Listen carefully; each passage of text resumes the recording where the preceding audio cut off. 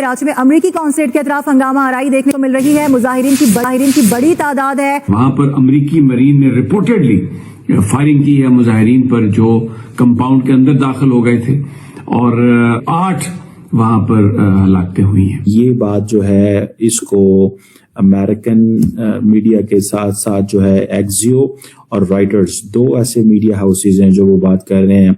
Iran के supreme leader Ali खamenei की हत्या के बाद से पूरा मिडिल ईस्ट सुलग उठा है। वहीं अब इसकी आग की लपटें पाकिस्तान पहुंच गई हैं। पाकिस्तान में यूएस कॉन्सुलेट पर हमला किया गया। हाँ, एक बड़ी गोलीबारी हुई है और इस गोलीबारी में करीब 12 लोगों के मारे जाने की खबर है। लेकिन ये बहुत बड़ा और हौलनाक वाकया है और बड़ा अफसोसनाक वाकया है और ये इसका जो इल्जाम है वो अमेरिका और इसराइल के ऊपर आता है। एक के बाद एक मुसलमान मुल्क और मुसलमानों के रहनुमा शहीद होते जा रहे हैं और एक के बाद एक मुल्क फारिग होता जा रहा है। जितने भी तज्जियाकार हैं उन सबका ये मानना है कि ईरान के बाद पाकिस्तान की बारी। हम लाते हैं टॉक शोज और अनलिमिटेड एंटरटेनमेंट सिर्फ यूट्यूब पर। अगर आपने अभी तक हमारा चैनल सब्सक्राइब नहीं किया तो अभी सब्सक्राइब करें और बेल आइकॉन को क्लिक करके हमारी लेटेस्ट वीडियोस के बारे में अपडेट जानें। तस्वीरों में आप देख सकते हैं कि कैसे प्रदर्शनकारी इस बिल्डिंग के अंदर दाखिल हो रहे हैं और फिर वो कैसे एक एक करके उस पूरे क्षेत्र को अपने कब्जे में लेकर तोड़फोड़ मचाते हैं। इस कॉन्सुलेट के आसपास भारी तरीके से आगजनी भी की गई है। तस्वीरों में आप साफ तौर पर देख सकते हैं कि कॉन्सुलेट के अंदर तोड़फोड़ और फिर उसके बाहरी इलाकों में भारी आगजनी की तस्वीरें हैं। इसके अलावा वहां मौजूद भारी संख्या पे सुरक्षा बल भी तैनात है। लेकिन बताया ये जा रहा है कि यहाँ एक बड़ी गोलीबारी हुई है और इस गोलीबारी में करीब 12 लोगों के मारे जाने की खबर है। भारत तक इस खबर की स्वतंत्र रूप से अभी पुष्टि नहीं कर सकता है, लेकिन तोड़फोड़ की ये तस्वीरें, गोलीबारी की तस्वीरें साफ तौर पर देखी जा सकती हैं। बताया जाता है कि स्थिति बिगड़ने पर यूएस कॉन्सुलेट में तैनात अमेरिकी मिलिट्री के जवानों ने भीड़ को तितर बितर करने के लिए गोलियां चलाई और इसमें 12 लोगों के मारे जाने की खबर है। ये चीज है। आयतुल्लाह खामनाई का मैं आपको बताता चलूं कि ये आपको पता है कि सुप्रीम लीडर थे और इनके घर पे तकरीबन कहा जा रहा है कि मोर देन 30 जो मिसाइल्स हैं वो हिट किए हैं। रॉयटर्स न्यूज एजेंसी ये कहती है कि खामनाई जो है वाज नॉट इन तेहरान और लेकिन उनको सिक्योर लोकेशन में शिफ्ट कर दिया गया। ये शुरू से ये बात चल रही है। आयतुल्लाह खामनाई की उम्र 86 ईयर्स थी। ही वाज वेरी ओल्ड और वो 1989 से ही सक्सीडेड बेसिकली जो इस्लामिक रिपब्लिक के जो फाउंडर थे आयतुल्लाह खमेनी साहब से उन्होंने सारा कुछ लिया और 79 के रेवोल्यूशन के बाद वही सारा कुछ थे और he is basically an ultimate authority। उनका बेटा और उनकी बहू भी कहा जा रहा है कि they got expired। वो उनको असैसिनेट कर दिया गया है जो मिसाइल उनके घर पे मारे गए और यही बेसिकली खामनाई की जो पावर्स हैं वो बहुत ज्यादा थी।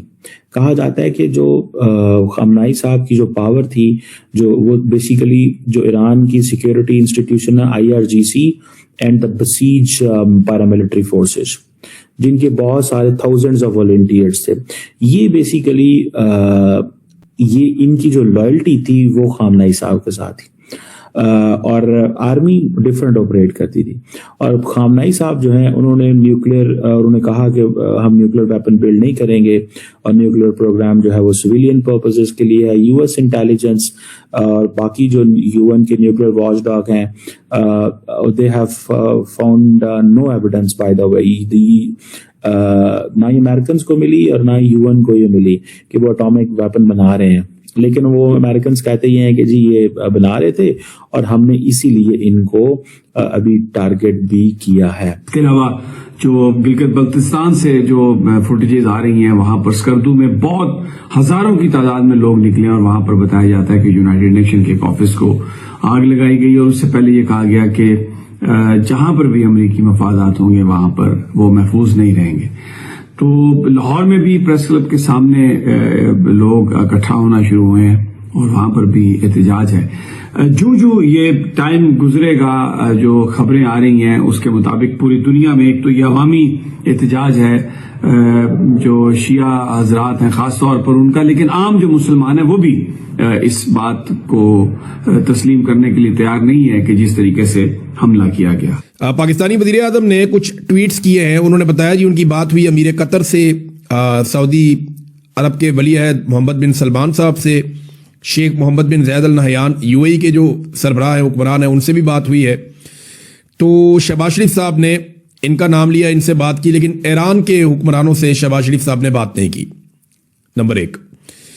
نمبر 2، ایک اور چیز بڑی امپورٹنٹ ہے کہ شہباز شریف صاحب نے کہیں پہ بھی امریکہ کا نام نہیں لیا۔ یہ جنگ امریکہ نے شروع کی ہے، ایک جگہ پہ انہوں نے اسرائیل کا نام لیا اور انہوں نے ایران کی بھی مذمت کی کہ ایران نے خلیجی ممالک کے اوپر کیوں میزائل داغے جہاں پہ امریکی اڈے موجود تھے۔ تو یہ تو obvious تھا، جہاں پہ امریکی اڈے ہوں گے وہ وہیں پہ جواب دیں گے۔ یعنی اگر 2 گھر آمنے سامنے ہیں، میرے گھر کے اوپر کوئی پتھر پھینکتا ہے سامنے والے گھر سے اور وہ ان کے گھر کے اندر آیا ہوا بندہ، تو سامنے والے سے میرے جتنے مرضی اچھے تعلقات ہوں، میں اس کو 2 باتیں ہی کہہ سکتا ہوں، یا تو اس کو باہر نکالو تو یا مجھے اجازت دو میں اس کو ماروں۔ یعنی میرے پاس تو تیسرا آپشن ہی کوئی نہیں ہے نا، یا تو اس کو باہر نکال لیں تو یا میں اس کو ماروں گا۔ تو وہ یہ والی صورتحال بنی ہوئی، میں سادہ کر کے آپ کو سمجھا دیا۔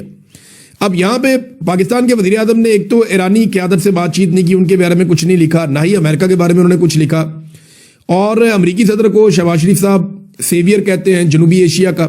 جتنے بھی تجزیہ کار ہیں ان سب کا یہ ماننا ہے کہ ایران کے بعد پاکستان کی باری آئے گی۔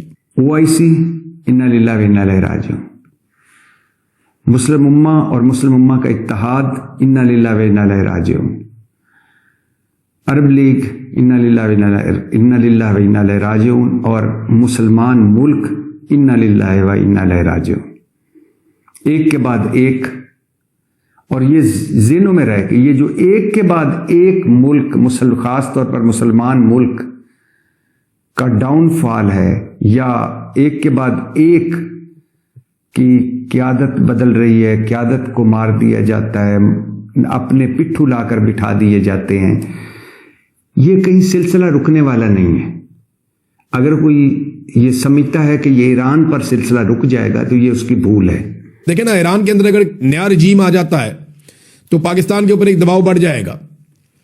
پھر افغانستان کے ساتھ پاکستان کے پہلے ہی حالات خراب ہیں، انڈیا کے ساتھ بھی پاکستان کا بارڈر گرم رہتا ہے، تو پاکستان پہ ہر طرف سے ایک دباؤ بڑھے گا اور پاکستان کو دبایا جائے گا۔ اور مسلمان ملکوں کے نا 2 مسئلے ہوتے ہیں صرف ہمیشہ سے، یہ بات آپ پلے باندھ لیں۔